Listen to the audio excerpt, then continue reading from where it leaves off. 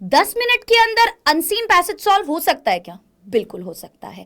15 number का सवाल Haryana, Rajasthan, Chhattisgarh, Jharkhand, Bihar, UP, CBSE, Rajasthan, तुम कोई भी बोर्ड उठा के देख लो, कोई भी स्टेट उठा के देख लो, कोई भी जगह उठा के देख लो, तुम किसी भी बोर्ड से, किसी भी मीडियम से, 10वीं 11वीं 12वीं किसी भी क्लास से हो, ये सबसे पहले पेपर में आपको दिखता है।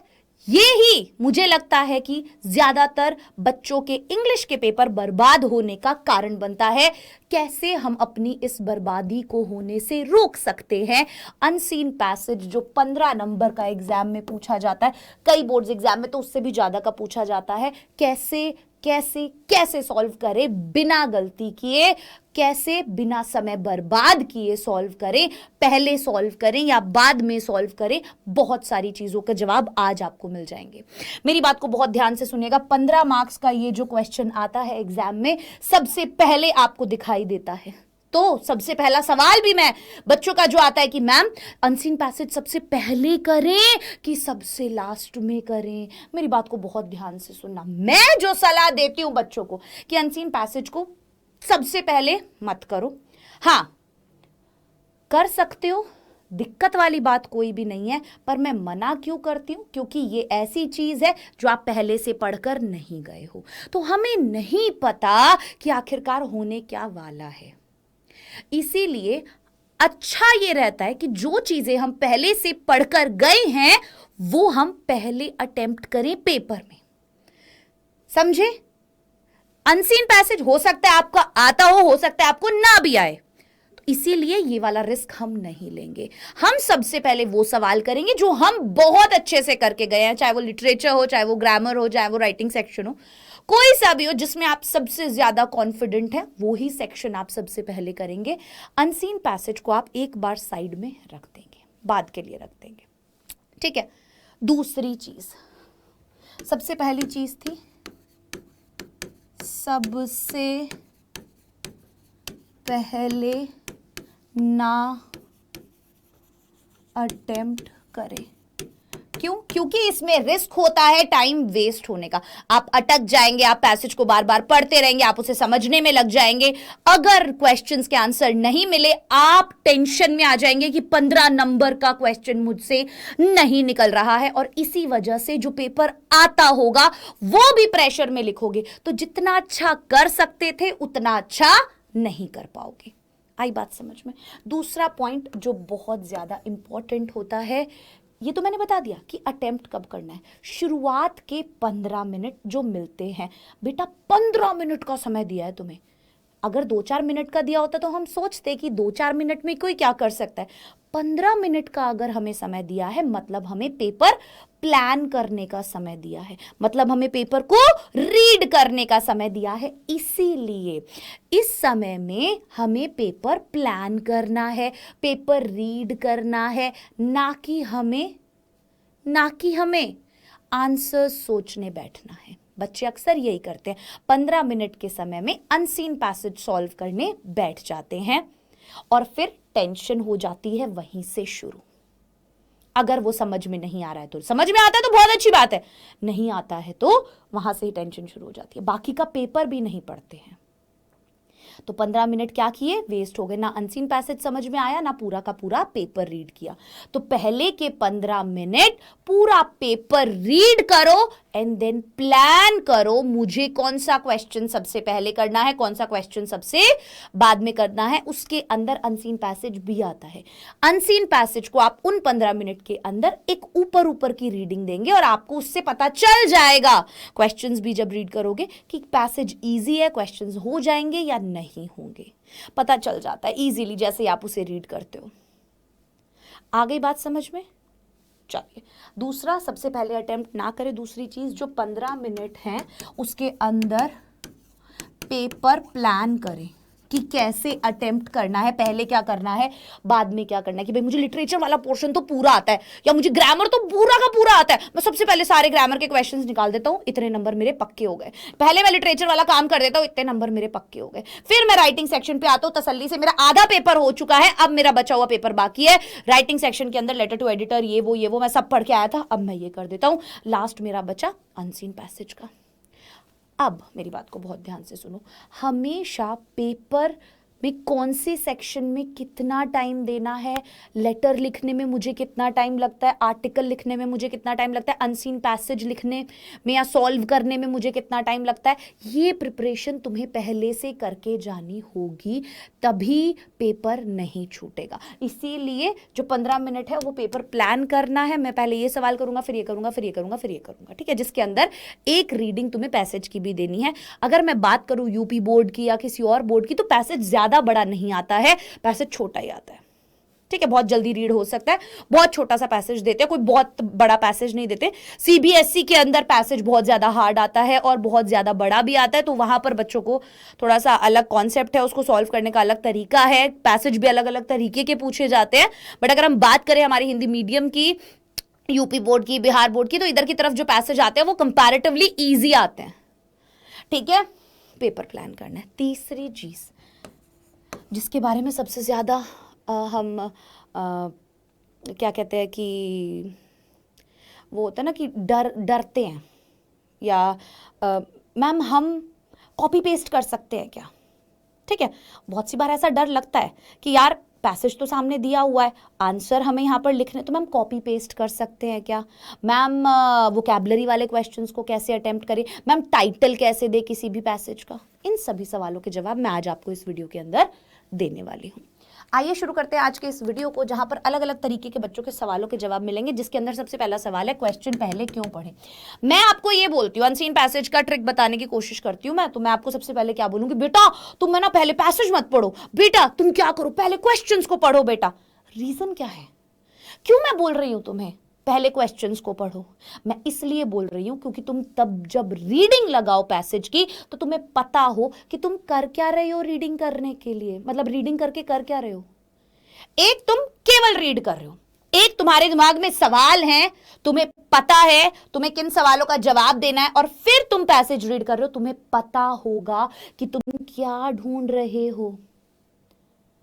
अगर तुमने किसी को कभी देखा ही नहीं है, उस इंसान को तुम्हें ढूंढना पड़े, और एक जिस इंसान को तुम जानते हो उस इंसान को तुम्हें ढूंढना पड़े, तो कंपैरेटिवली चीजें कहां आसान होंगी, जिसे तुम जानते हो उसके लिए आसान होंगी। तो ऑब्वियसली यहां पर अगर हम क्वेश्चंस को पहले रीड करते हैं तो हमें पता होता है कि हम ढूंढ क्या रहे हैं। वो पता हमें कैसे होगा, मान लो यहां पर मैं ये देखो, When will the real man discovered? मान लो ये एक सवाल दिया हुआ है, अब हमें यहां पर अपना कीवर्ड निकाल लेना है सबसे पहले कि सवाल क्या पूछा हुआ है, कि रियल मैन, डिस्कवर्ड और व्हेन, ये तीन चीजें हैं सबसे इंपॉर्टेंट। ये वर्ड्स हैं जो तुम्हें फाइंड आउट करने हैं, जो मेन जो वर्ड्स है, जो कीवर्ड्स है, जो पूछे गए हैं, हमें यही आंसर में ढूंढने हैं। हमें रियल मैन, डिस्कवर्ड, ये दो चीजें आंसर में देखनी है, अपने पैसेज में देखनी है। हमें कैसे मिलेंगी, अभी हम जब पैसेज सॉल्व करेंगे आपको देखना समझ में आएगा, ठीक है। तो हम जब पैसेज पढ़ेंगे, मान लो ये हमारा पैसेज था, it is only under adverse circumstances that the real man is discovered. भाई मेरा दिमाग चमक गया जैसे ही मैंने पहले क्वेश्चंस पढ़े हुए थे, और जैसे ही मैंने पैसेज पढ़ना शुरू किया, मेरा दिमाग एकदम से मेरी बत्ती जली, अरे यही तो पूछा है, यही दो तो टर्म आ रही थी क्वेश्चन में। अब मैं क्या करूंगी, उस चीज को वहां पे हल्का सा अंडरलाइन कर लूंगी कि भाई यहां से सवाल पूछा हुआ है, या यहां पर मुझे एक सवाल का जवाब मिल सकता है। मुझे ध्यान से बाद में पढ़ूंगी जब मैं उसे अटेम्प्ट करने लगूंगी। आया समझ में? इसलिए क्वेश्चंस को पहले पढ़ना है, ताकि वो कीवर्ड्स और वो की फ्रेजेस पर ध्यान जाए, दिमाग की बत्ती जले, राइट, दिमाग की बत्ती जले। मान लो तुमने अपने बर्थडे के लिए एक ड्रेस सोची हुई है, अब तुम गए एक दुकान के अंदर, तुम कहां गए, तुम एक दुकान के अंदर गए, तो तुम्हारी नजरें क्या करेंगी, तुम्हारी नजरें उसी तरीके की ड्रेस को ढूंढेंगी, उसी चीज के ऊपर तुम्हारी बार बार। मान लो तुमने ये सोचा कि मुझे काले रंग की ड्रेस लेनी है, तो तुम्हारी नजर उस दुकान के अंदर हर काले रंग के कपड़े पर जाएगी, तुम वही चीजें निकालोगे फटाफट। बट अगर तुमने सोचा ही नहीं हुआ है कि तुम्हें क्या पहनना है, तुम्हारी क्या कलर की ड्रेस है, या कुछ भी नहीं है तुम्हें पता, तुम चले गए दुकान में, तो क्या होगा, तुम सारी चीजों को देखोगे, ये खुलवाओगे, वो खुलवाओगे, ये नहीं अच्छा लग रहा, वो नहीं। दुकानदार पूछता ना, मैडम चाहिए क्या, दिमाग में कुछ तो होगा, बस यही डिफरेंस है। आया समझ में? आया या नहीं आया? इसीलिए हमें क्वेश्चंस को पहले पढ़ना है। चलो दूसरी चीज पे पहुंच जाते हैं।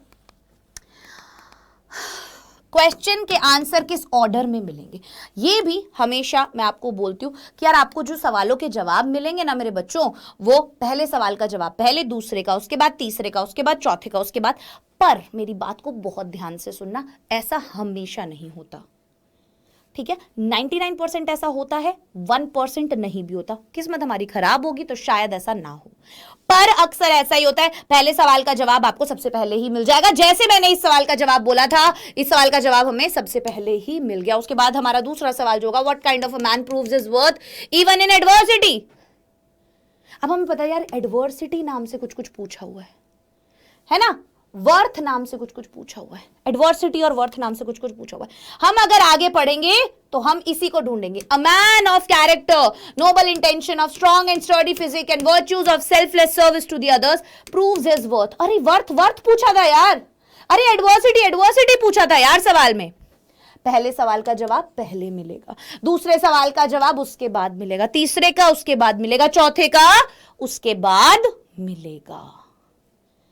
आया समझ में? अक्सर ऐसा ही होता है। तो इससे क्या समझ में आता है? पहले सवाल पढ़ा, फिर जवाब ढूंढा पैसेज के अंदर, फिर सवाल पढ़ा, फिर जवाब ढूंढा। तो जब दूसरे सवाल का जवाब ढूंढने आए तो उसके नीचे ही वापस से ये पढ़ने की जरूरत नहीं है, उसके नीचे से पढ़ना शुरू करो। अब तीसरे सवाल का जवाब ढूंढोगे तो उसके नीचे से पढ़ना शुरू करना मेरे बच्चे, चौथे का ढूंढोगे तो उसके नीचे से पढ़ना शुरू करना।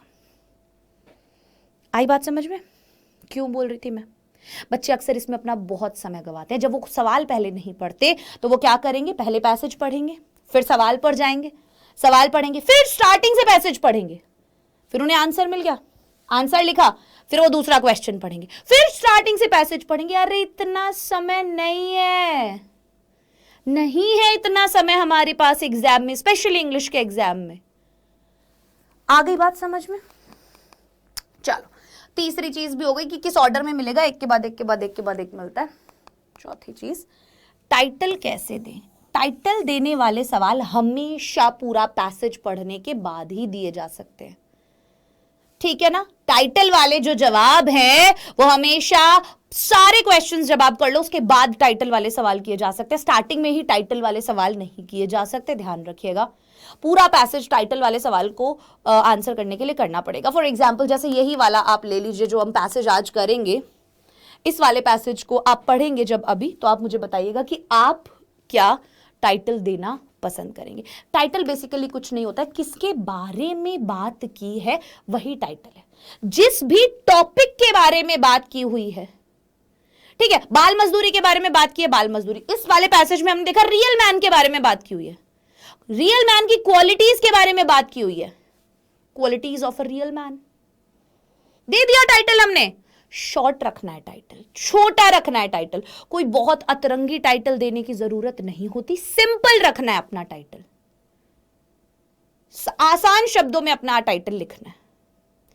हमें सामने वाले को कंफ्यूज नहीं करना है, हमें सामने वाले के सामने ज्यादा शो ऑफ नहीं करना है। सिंपल रहेंगे, सिंपल भाषा का इस्तेमाल करेंगे, सिंपल तरीके से अपना आंसर लिखेंगे, सिंपल तरीके से टीचर नंबर दे देंगे आपको, ठीक है?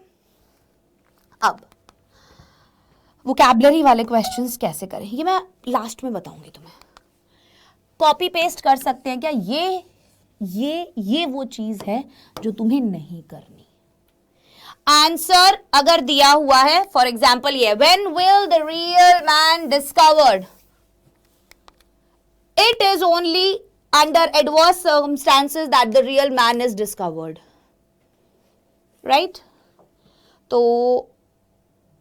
हमें ये आंसर लिखना है, हमें क्या करना है, ये आंसर लिखना है। अब बच्चे क्या करेंगे, बच्चे को ये दिख गया adverse circumstance real man discovered, बच्चा क्या करता है, बच्चा इसका आंसर लिखेगा, बच्चा ऐसे लिखेगा, it is only under adverse circumstances, under adverse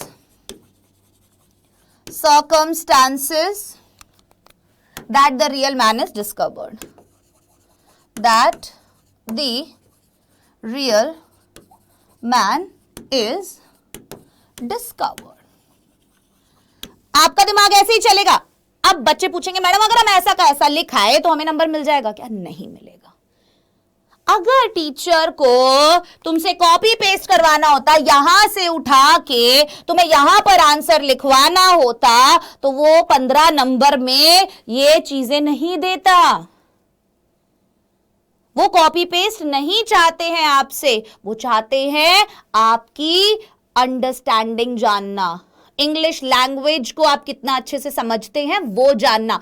अब हम भी यहां पे स्मार्ट प्ले कर सकते हैं। देखो, हमें ऐसे नहीं लिखना है, कॉपी पेस्ट तो नहीं करना है। तो मैम हमें करना क्या है? कभी भी कोई भी आंसर आप लिखना चाहते हैं अपने शब्दों में लिखना पड़ेगा, बस थोड़ा सा इधर उधर करना है। कैसे हो सकता है मैम? क्या इधर उधर करें मैम? नहीं समझ में आता। देखो मैं बताती हूँ तुम्हें। सबसे पहले ये देखो कि तुमसे सवाल किस टेंस में किया गया है। तुम्हारा जो सवाल पूछा गया है वो किस टेंस में पूछा गया है, तुम्हें ये पता होना चाहिए। दूसरी चीज, जैसे यहां पर पूछा है when will the real man discovered, ठीक है? सो हम आंसर करेंगे इसी टेंस में। विल में पूछा है तो हम विल में आंसर करेंगे। दी, अब क्वेश्चन में से उठाओ।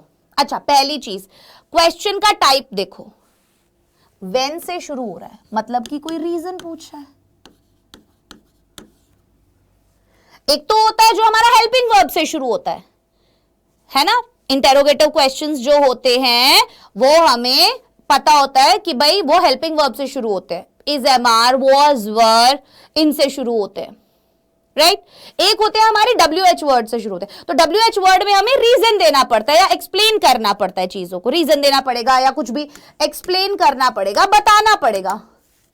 पर अगर सवाल डू से शुरू हो रहा है, डज से शुरू हो रहा है, डिड से शुरू हो रहा है, हैज हैव से शुरू हो रहा है, इज, एम, आर से शुरू हो रहा है, वॉज, वर से शुरू हो रहा है, तो वो आंसर्स हमें यस और नो में शुरू करने पड़ेंगे। ये याद रखना। यहां पर WH वर्ड से शुरू है, मतलब यस और नो वाला सवाल नहीं है, यहां पर एक्सप्लेन करना पड़ेगा कुछ, है ना? थोड़ा सा दिमाग लगाना है ऐसे। अब क्या करोगे? देखो, दी, अब हम क्वेश्चन में से ही उठाएंगे।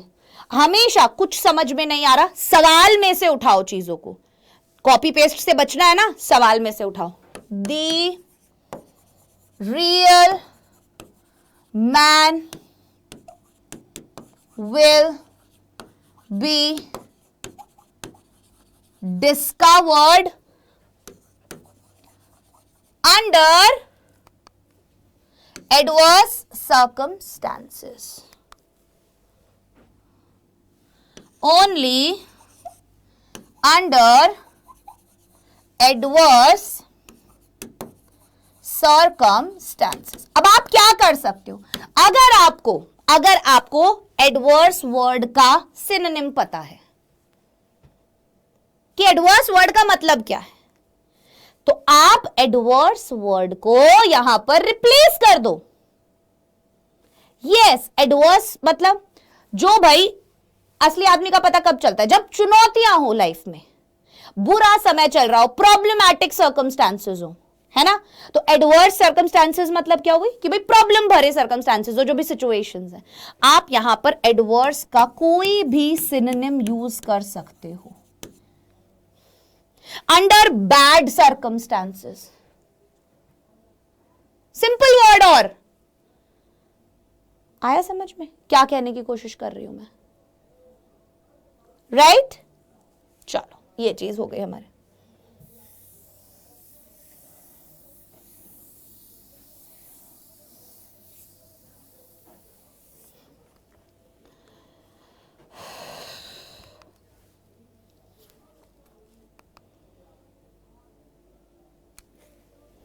यस, आगे हम क्या क्वेश्चन कर रहे थे?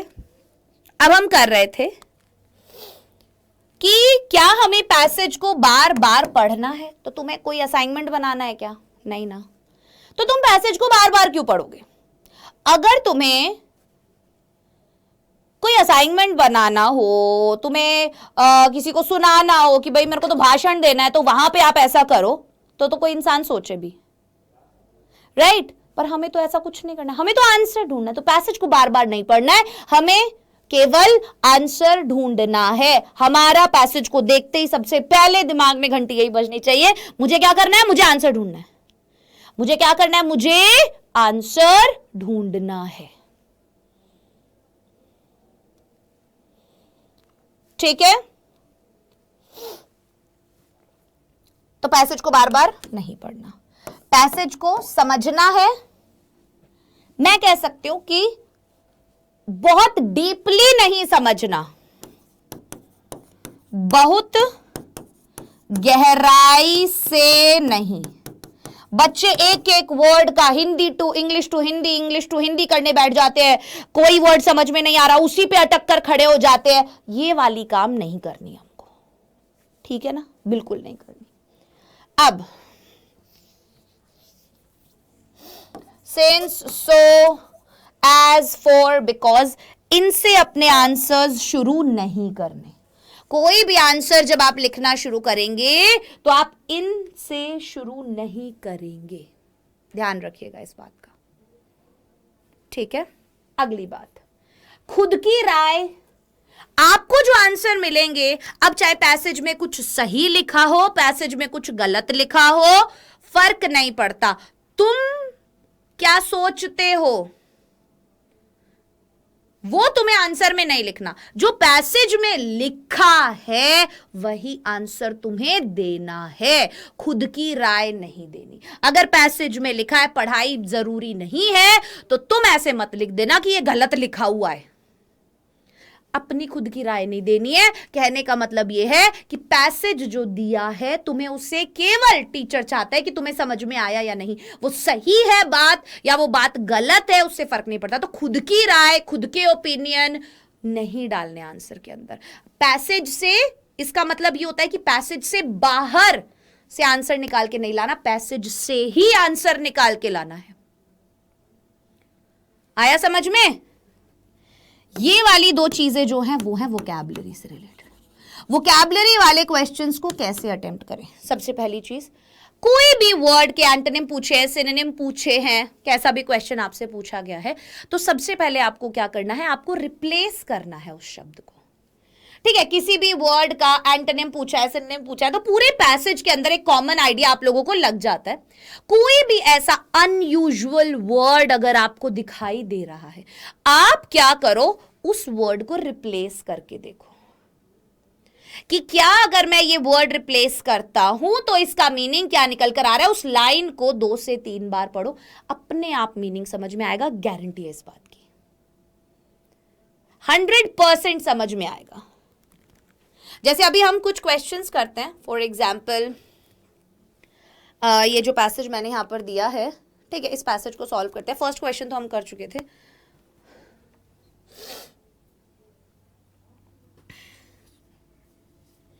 What kind of a man proves his worth even in adversity?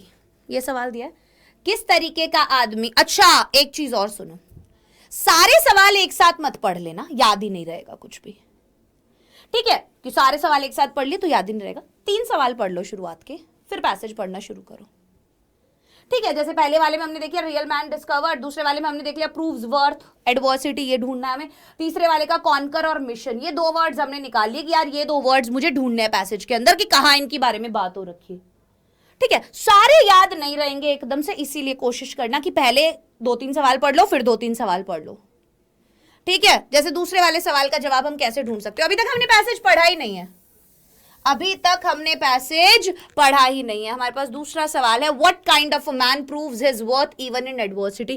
किस तरीके का आदमी अपना वर्थ प्रूव करता है एडवर्सिटी में? चलो, a man of character, of noble intentions, of strong and sturdy physique and virtues, of selfless service to others, proves his worth even in the times of adversity. पता चल गया हमें कौन सा आदमी? ये वाली क्वालिटीज वाला आदमी, ये सारी क्वालिटीज वाला आदमी अपने वर्थ प्रूव करता है। आओ लिखना शुरू कर देते हैं। What kind of a man proves his worth in adversity? A man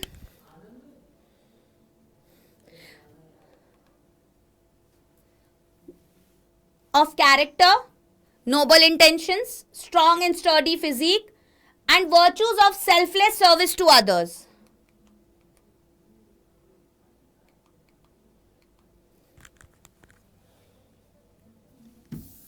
अब इसको आंसर को देखो कैसे लिख सकते हो. अगर हमें what kind of a man proves his worth in adversity, कि भाई किस तरीके का आदमी जो है वो अपना वर्थ प्रूव कर सकता है एडवर्सिटी में, तो हम लिखेंगे a man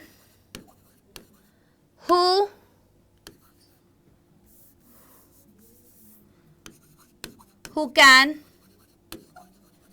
prove his worth even in adversity should have a character, noble intention, strong and sturdy physique, should possess लिख सकते हैं या have लिख सकते हैं, a character,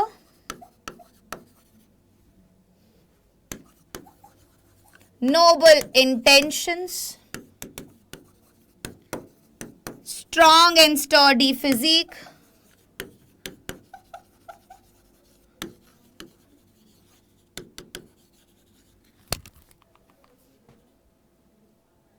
and virtues of selfless service to others. And selfless service to others. Right? A man who can prove his worth even in adversity should possess. उसके अंदर क्या होना चाहिए? Should possess a character, noble intention, strong and sturdy physique and selfless service to others. बस कुछ शब्दों का फेर, कुछ वर्ड्स ऐड कर दिए कि भाई ऐसा होना चाहिए, उसके अंदर ये चीज होनी चाहिए. आया समझ में? आया या नहीं आया? आशा करती हूँ चीजें समझ में आ रही होंगी कि मैं क्या कहने की आप लोगों से कोशिश कर रही हूँ. तो कोई भी अनसीन पैसेज जब आप सॉल्व करें तो हमेशा देखें ये जो मैंने पॉइंट्स आप लोगों को बताए हैं. ठीक है, अब वोकैबुलरी वाले क्वेश्चन जैसे which word in the passage is the opposite of selfish. अब सेल्फिश वर्ड तो आपको पता है मतलब क्या होता है, स्वार्थी. तो अब आपको वो शब्द ढूंढना है जिसका मतलब होता है जो स्वार्थी ना हो. अभी हमने पढ़ा था और मुझे लगता है आप इजीली देख भी लेंगे.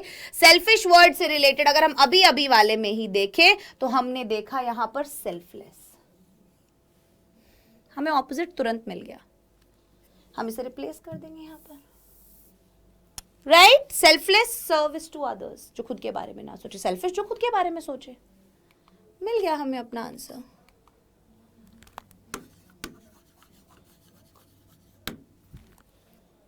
राइट?